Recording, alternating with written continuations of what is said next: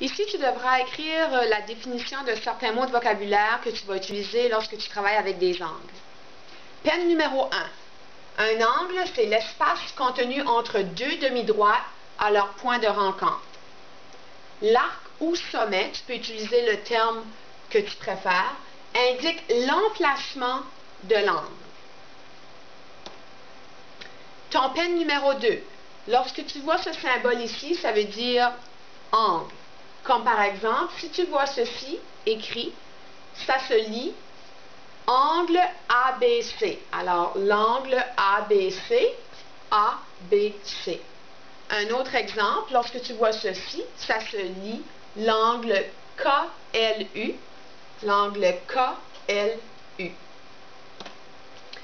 C'est toujours le sommet qui indique la façon que tu vas écrire ou que tu vas lire un angle. C'est très important, le sommet de l'angle doit toujours se situer dans le milieu de tes trois lettres, comme tu vois ici.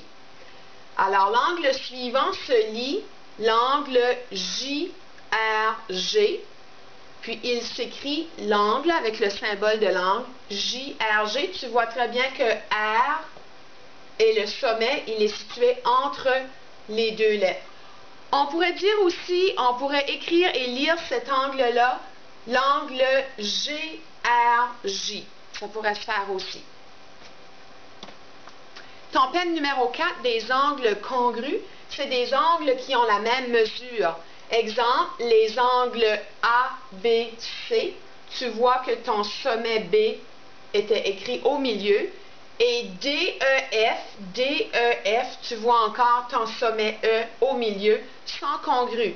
Ça veut dire qu'ils mesurent la même chose. Si on les plaçait un par-dessus l'autre, ils seraient identiques.